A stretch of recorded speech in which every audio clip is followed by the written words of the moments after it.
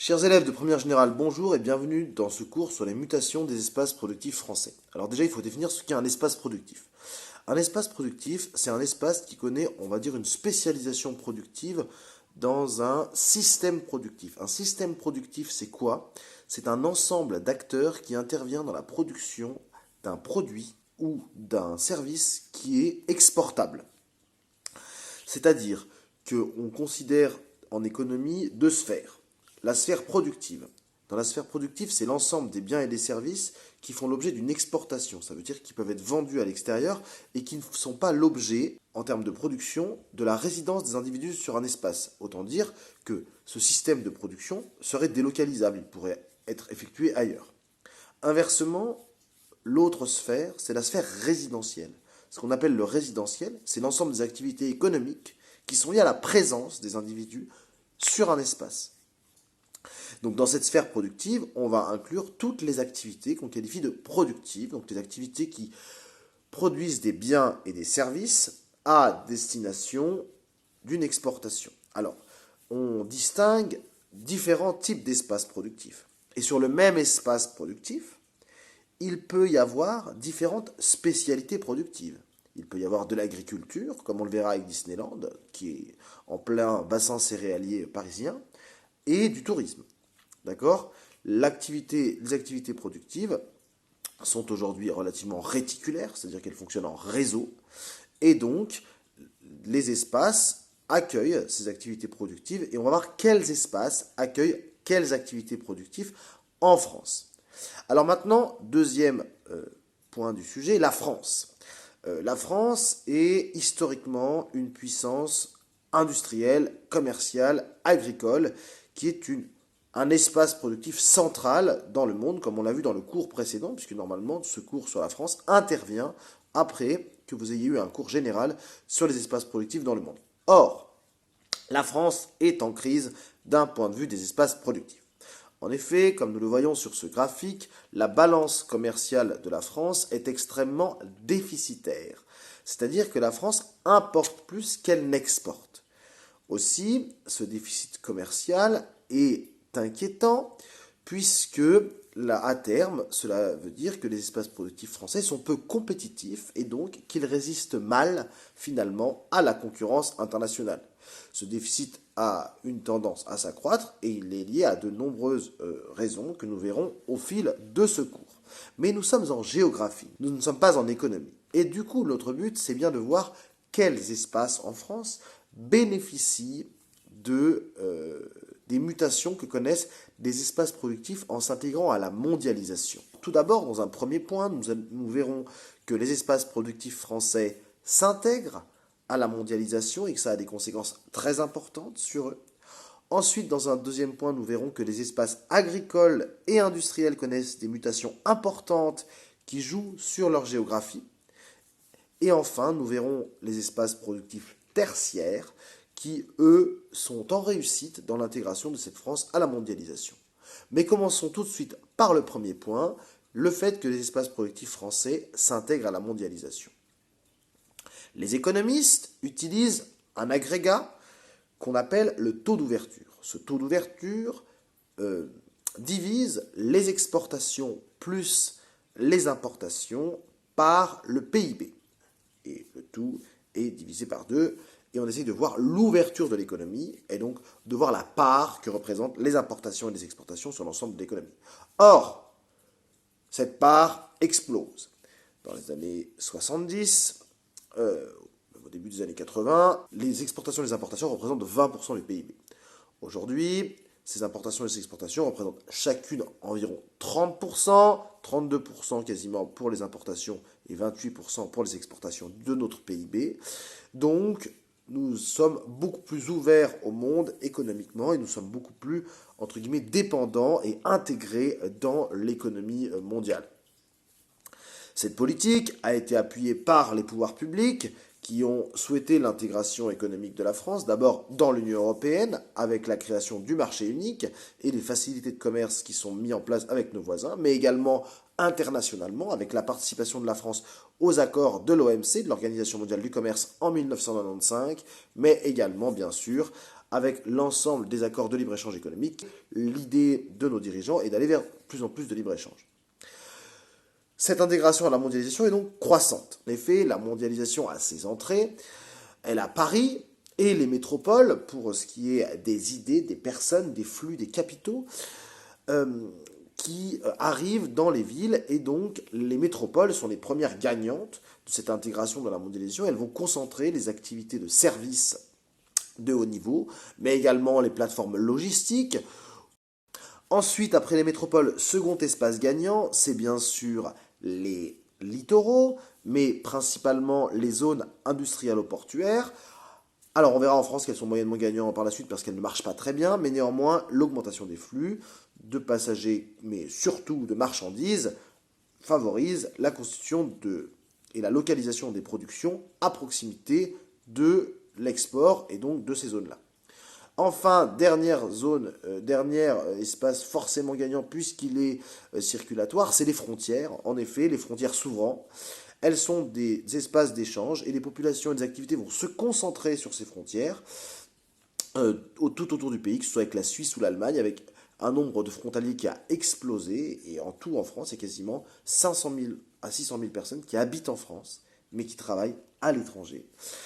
Et donc qui vont se localiser sur les frontières. Donc ça, c'est les trois espaces qui, du fait de l'ouverture de la France à la mondialisation, bénéficient directement de cette ouverture par la localisation de certaines activités productives qui sont liées elles-mêmes intrinsèquement au mouvement et à la circulation. Alors maintenant, nous allons avancer et nous allons voir la mutation des espaces productifs agricoles et industriels. Commençons avec ces deux images. Nous avons deux espaces productifs historiques français et symboliques français qui sont en mutation. En effet, les espaces agricoles et industriels français sont en mutation, voire, pour être réaliste, dans une large mesure en crise. Alors votre livre ne vous donne absolument pas cette présentation, et le programme non plus, et on refuse de définir l'économie française dans un triptyque tertiaire, secondaire, primaire. Alors, nous, on va l'utiliser parce que moi, je pense que c'est opérant pour comprendre nos espaces productifs français. En fait, on doit faire un cours en peu de temps sur un sujet qui est énorme et qui nous concerne énormément et qui est très politique, puisque finalement, cette dimension productive est importante, puisque c'est notre richesse et ce qui fait notre puissance. Et du coup, là, je dois aller vite et je vais du coup utiliser cette division primaire, secondaire, tertiaire. Ce qu'on appelle le secteur primaire, c'est l'agriculture et les mines. C'est-à-dire, c'est les activités qui produisent des matières premières, donc qui produisent du blé, du pétrole, et ces matières premières seront ensuite transformées en des biens de consommation, c'est ce qu'on appelle le secteur secondaire, ou alors les industries. Et enfin, nous avons le secteur tertiaire, qui ne vend pas de biens, mais des services, et là, on concentrera tout le reste des activités. Alors, dans les espaces productifs, le primaire et le tertiaire, le primaire et le secondaire sont des activités très importantes. À gauche, vous avez le secteur primaire et la plaine de la Beauce qui connaît des mutations. Donc la plaine de la Beauce est une grande plaine de céréaliculture française dans laquelle on fait du blé, du tournesol, du colza, de l'orge, du maïs. Zone d'open field, donc c'est-à-dire de champs ouverts où la mécanisation a pu se faire à grande échelle, mais également l'utilisation massive d'engrais, donc ce qu'on appelle des intrants, mais également de pesticides pour augmenter la productivité agricole. Or, cet espace connaît des mutations productives importantes, donc on y a mis des éoliennes de manière massive pour rentabiliser l'espace. Les paysans, les agriculteurs, mais surtout les propriétaires de ces champs veulent maximiser leurs profits, mais également, bien sûr, avec une baisse de la production de ces espaces et de leur productivité du fait des normes écologiques qui entraînent des difficultés. Donc c'est une mutation importante de cet espace. Mais un espace qui est encore très productif et très efficace.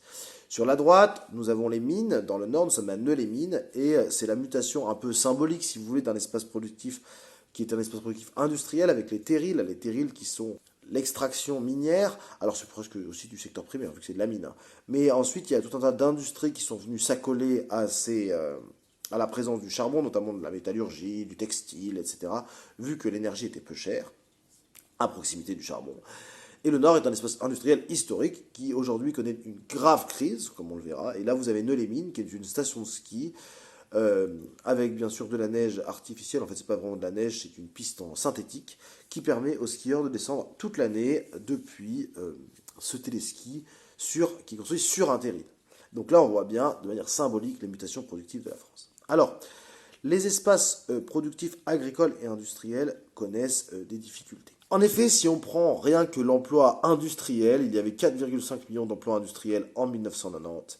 Il y en a à peine 3 millions aujourd'hui. La perte est donc extrêmement importante. Un tiers des emplois industriels ont été détruits en 30 ans. Cela se traduit par des délocalisations productives, mais aussi la disparition de secteurs entiers de notre industrie. On peut penser au textile dans le nord, bien sûr, les mines se sont effondrées. Également la chimie qui connaît d'extrêmes difficultés en termes de nombre d'emplois. La métallurgie, bien sûr. Et donc, on a vraiment d'énormes difficultés productives dans de nombreux secteurs. Depuis, l'hémorragie semble stopper depuis début 2017 avec une stabilisation, mais le problème est que nous avons un niveau d'emploi industriel extrêmement faible. 10,2% des emplois sont des emplois industriels, alors que les Allemands en ont 20,6% et nos amis suisses encore plus. Donc c'est une situation qui est dramatique pour l'industrie française, qui est un secteur productif extrêmement important. Seules les industries agroalimentaires ne perdent pas d'emplois, toutes les autres industries perdent des emplois. On peut noter également la faiblesse et la grave faiblesse de la France dans les domaines d'industrie de nouvelles technologies, avec aucune production très faible de produits électroniques et d'informatique. C'est également le cas dans le secteur tertiaire avec très peu de production logicielle. Et là, il y a un très grand retard industriel qui est pris par la France. Par conséquent, c'est des espaces productifs qui ne marchent pas.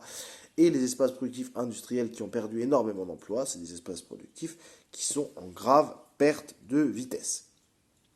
Si on prend les espaces productifs agricoles, la situation est identique, avec une perte du nombre d'emplois qui est très importante ces dernières années. Globalement, la production agricole française stagne, voire baisse dans certains secteurs, mais c'est surtout les importations qui augmentent de manière très importante, principalement depuis l'Amérique du Sud, avec des nouveaux produits qui sont consommés, comme le soja, mais également les viandes, qui sont très concurrencés. On est très concurrencé par l'Amérique du Sud. Et les agriculteurs sont en difficulté.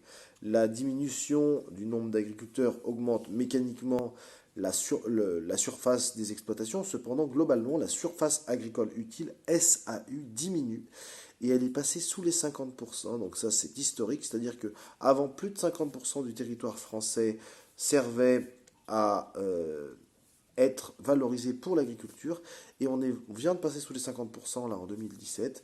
Donc c'est historique et donc là il y a une diminution de l'importance de ces espaces productifs qui aussi connaissent des mutations.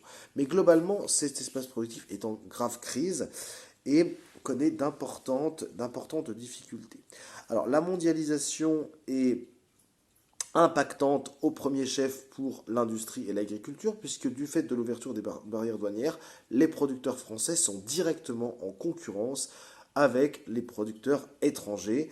Et vu la faiblesse des coûts de transport dans la mondialisation, la concurrence est d'autant plus violente. Nous allons commencer par les mutations propres à l'agriculture. L'agriculture, et là vous devez connaître, chers élèves, la carte de France agricole, c'est important, avant que nous regardons un système productif agricole spécifique en exemple. Donc en France, on peut distinguer 3 espaces productifs agricoles importants qui sont à connaître.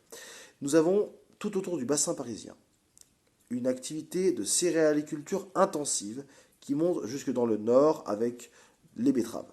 Là, on a un paysage type qui est de grands champs ouverts qu'on appelle de l'open field, une mécanisation très forte et une agro-industrie importante de transformation avec des minoteries, donc qui fabriquent de la farine pour le blé, des sucrières pour transformer les betteraves ou des grosses usines de patates autour de Matoug par exemple pour McCain en Champagne. Et donc là, une agriculture mécanisée, industrielle, qui est faite en partie pour l'exportation et qui est productive.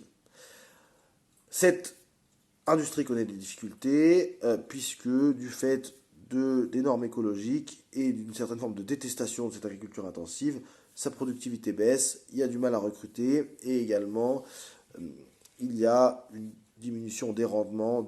Ensuite, deuxième espace agricole important qui lui est relativement en crise, c'est l'élevage intensif en Bretagne. Donc le porc, le poulet, le lapin, les dindes, les volailles, mais également les caprins. Là, en Bretagne, il y a une forte production agricole liée à un élevage intensif qui provoque d'ailleurs des problèmes puisque les déjections animales entraînent un trop fort taux de nitrate dans les sols qui se traduit par des algues massives. Cet système d'élevage intensif est greffé à un système agro-industriel qu'on appelle les industries agroalimentaires qui sont là liées à la viande. Donc c'est les fameux pères dodus, maître coq, Sodebo, que l'on voit sur Charal, que l'on voit sur le Vendée Globe, puisque le Vendée Globe est au sud de la Bretagne, en Vendée. Ces entreprises sont des PME qui sont branchées sur cette production forte. Alors là, il y a une grande difficulté avec la baisse de la consommation de viande, bon, qui est à relativiser, hein, parce que la consommation de viande ne baisse pas tant que ça, en fait. C'est surtout le porc qui baisse. Mais si on prend le poulet ou le bœuf, la diminution n'est pas très importante en termes de consommation de viande, même au contraire, une légère augmentation. Ce système productif est en crise également du fait de l'insupportabilité écologique qu'il propose, d'une difficulté à renouveler, mais il tient le coup. Il tient le coup. Ensuite, dernier système productif important, c'est quand même le vin et la viticulture, puisque la France est le premier exportateur mondial de vin en valeur, pas en volume. Donc là, nous avons la vallée du Rhône, bien sûr, également les vins de Loire, le Bordeaux, hein, et toute la côte méditerranéenne, où il y a donc le reste des côtes du Rhône, mais aussi les vins de Pays d'Oc. Et un peu le vin d'Alsace et le Champagne aussi, qui sont des espaces viticoles. Ici, devant un système productif viticole, donc c'est de la viticulture. Il y a les vignerons qui plantent les vignes. Ici, probablement, nous avons surtout des vignerons et les viticulteurs qui les récoltent. Ici, nous avons un viticulteur récoltant. Nous sommes devant les vins de Savoie. Donc ici, c'est le domaine des abîmes, autour des Marches et de Chignien. Et là, nous avons donc en dessous du Mont-Granier, une terre très très pauvre, qui est liée notamment à l'effondrement du granier et à des sols extrêmement calcaires. Et une terre qui donc a été valorisée pour la vigne. Les autres espaces productifs français sont beaucoup moins intégrés à la mondialisation et surtout n'ont pas pour objet une production d'exportation massive et ne sont pas une masse critique importante. Néanmoins, les mutations sont les suivantes. Pour faire face à la concurrence dans la mondialisation, l'agriculture française a tendance à se spécifier et à monter en qualité. Donc c'est le développement de l'agriculture biologique au sud de la France principalement, mais également la spécification, c'est-à-dire la création d'appellations d'origine protégées ou contrôlées qui ont pour but de limiter la production d'un produit dans un endroit, ce qui crée un monopole de fait sur l'appellation. Par exemple, il n'y a qu'en Haute-Savoie qu'on peut produire du fromage reblochon. Et donc le lait en Haute-Savoie est plus cher que dans le reste de la France, puisque les producteurs de lait au Savoyard peuvent vendre en reblochon, et comme leur production est limitée, les fabricants de reblochon l'achètent plus cher, et le lait est à peu près 2 fois plus cher en Haute-Savoie ils le vendent 2 fois plus cher. Et alors, chers élèves, nous passons aux espaces productifs industriels. Ici, nous sommes typiquement devant un cluster. Nous sommes à Grenoble, à côté de la Dentcrawl. Et ici, c'est Soitec. Soitec, c'est une entreprise liée à la microélectronique et à la construction de semi-conducteurs. Et derrière, c'est le chantier de ST Microelectronics. ST Microelectronics, la firme leader de ce cluster, qui construit des composants pour les cartes à puce, des semi-conducteurs en chambre blanche. Et c'est une entreprise qui s'agrandit, qui est sur le site de Crawl-Bernin qu'on voit ici. Ça, c'est lié au cluster global de Grenoble sur les nanotechnologies qui lie ces entreprises avec les activités de recherche principalement du CEA, le Commissariat à l'énergie atomique, et de différents laboratoires qui sont eux plutôt sur le campus de Grenoble et sur ce qu'on appelle la presqu'île scientifique avec le synchrotron que vous voyez à l'image. Grenoble est donc un exemple de cluster industriel et ça, c'est la mutation principale des espaces productifs industriels français. Globalement, qu'est-ce qui s'est passé? Les fonctions d'assemblage et de production matérielle se sont délocalisées à l'étranger. Par contre, la France a gardé les fonctions de recherche et développement, de design, de conception, et autour de clusters, les métropoles ont pu, on va dire, bénéficier de cette localisation des nouveaux espaces productifs industriels. Alors en fait, qu'est-ce qui se passe? Les entreprises créent des centres de développement et de recherche. Ces centres de recherche et développement concentrent des ingénieurs qui sont déconnectés de la fonction productive industrielle. C'est-à-dire qu'il n'y a pas d'usine de production à côté, ou très peu. Les usines de production sont en Chine, en Roumanie, au Maroc, en Turquie, en Espagne, les coûts de la main-d'œuvre étant moins chers. Mais ça se trouve dans l'ensemble des systèmes productifs industriels où il y a une délocalisation des fonctions d'assemblage et de production matérielle. Le cluster, c'est quoi?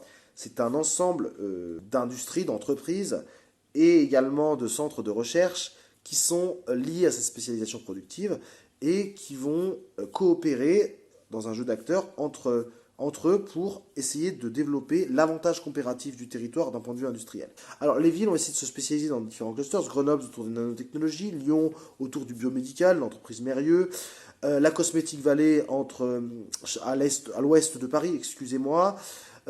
Les villes connaissent donc des spécialisations productives et développent donc des clusters pour avoir un avantage comparatif et garder quelques fonctions productives industrielles en France. Ça, c'est ce qui se passe de manière globale, c'est-à-dire qu'on crée des pôles de compétitivité dans les villes pour essayer de créer des clusters pour sauver, on va dire, l'économie de la connaissance et avoir un rôle dans la production industrielle mondiale, un rôle uniquement d'économie de la connaissance. Donc du coup, la production crève. Il y a très peu de production et d'assemblage en France. Donc là, les grandes régions de production industrielle historiques sont en crise. Donc le Nord et la Lorraine, avec le départ des activités textiles, de métallurgie, la diminution du poids de l'automobile notamment.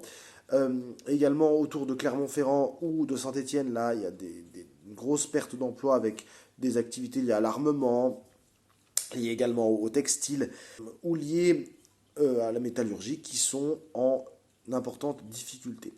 Ces espaces sont en crise, connaissent peu de reconversion. Alors cependant, il existe des régions encore industrielles dynamiques, donc principalement la région Rhône-Alpes, autour de quelques spécialisations productives, autour de Lyon, la chimie, autour de Grenoble, également la chimie, la nanotechnologie, mais également dans les vallées alpines, des vraies spécialisations industrielles qui se maintiennent, l'aluminium en Maurienne, mais également le décolletage dans la vallée de l'Arve, ou le plastique autour d'Oyonnax. Là, on a encore des régions avec des traditions industrielles fortes et un tissu de PME qui sont forts.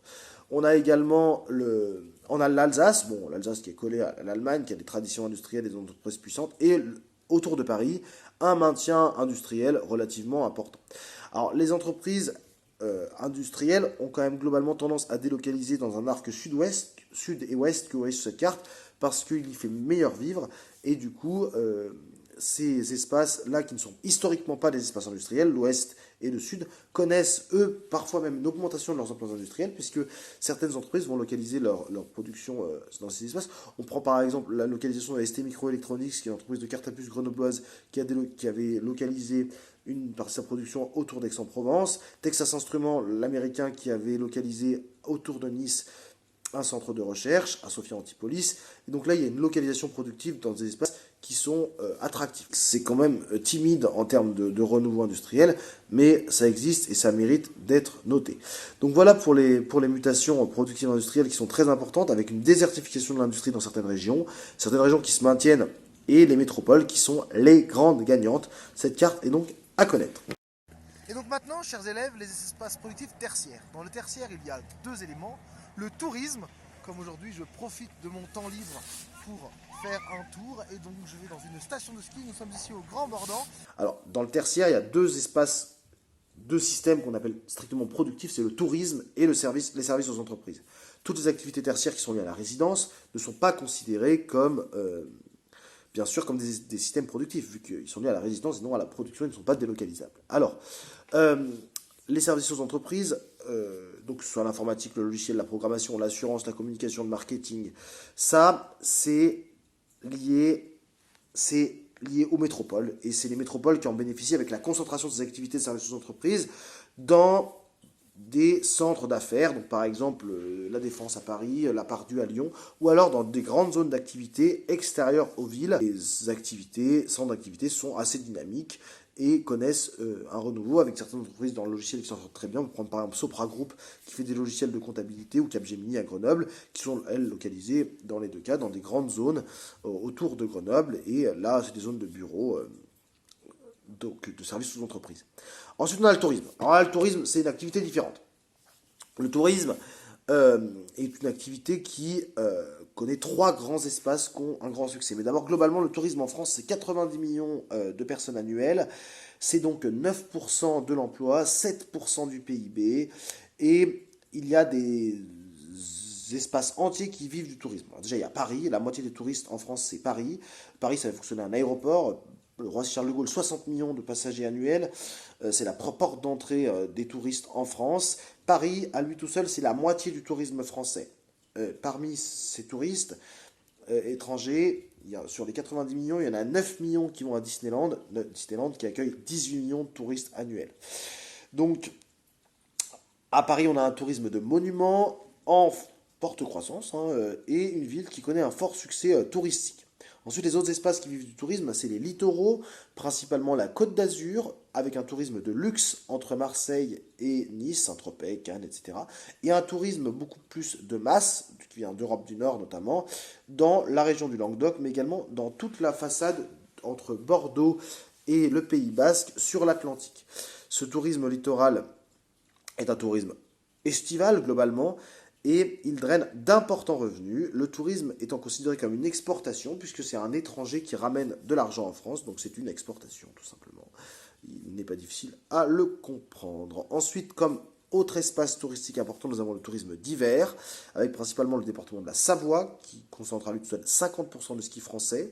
Alors là, en volume, c'est pas forcément très important, en nombre de touristes, par contre en valeur, c'est extrêmement important, avec notamment des investissements immobiliers très importants, mais également tout un système productif autour de la production de neige, mais également de, bien sûr, téléski et de ski, la France étant importante dans ce domaine-là. Et là, on a un système d'économie qui est basé sur le ski. La France étant le premier domaine skiable mondial en termes de nombre de remontées mécaniques. Certaines autres parties du territoire bénéficient également de ce tourisme, mais c'est minoritaire. Et voilà, on en a fini donc pour ce chapitre sur les espaces productifs français. Pensez bien à reprendre les croquis que vous avez vus en cours avec vos professeurs sur vos études de cas pour montrer comment les espaces productifs français mutent et comment ils changent du fait de leur intégration dans la mondialisation avec des espaces productifs symboles comme par exemple Marseille-Fos ou alors peut-être l'Alsace, peut-être je ne sais pas. Nous avons donc vu la crise des espaces productifs français mais également leur mutation. Tout n'est pas perdu, tout se modifie. Et il faut avoir une vision nuancée de cette chose-là en voyant qu'il y a des impacts locaux importants avec des territoires gagnants. Globalement, les territoires gagnants, c'est les métropoles, les espaces touristiques et les espaces littoraux. Et globalement, les espaces perdants, c'est les anciens espaces industriels, les espaces qui ne bénéficient pas du tourisme, principalement toute la partie nord et est de la France. Alors, il est difficile de ne pas faire un lien avec la géographie électorale, parce qu'en effet, la France qui vote Macron et la France qui vote Le Pen s'opposent de ce point de vue-là. La France qui vote Macron représentant les territoires gagnants dans la mondialisation, les métropoles, les littoraux du sud notamment, et la France qui vote Le Pen, c'est des espaces perdants de la mondialisation, le périurbain, les espaces ruraux et bien sûr le nord et le Grand Est. Voilà, même une région par exemple gagnante dans ces espaces productifs comme l'Alsace, qui votait Le Pen avant, vote maintenant Macron. Et il y a une certaine forme de corrélation, puisque en fait, ces espaces productifs sont très politiques. Leurs réussites ou leurs échecs sont liés à des politiques qui sont menées en France. Et ce n'est pas neutre. Voilà, sur ce, à bientôt. Bonne interro.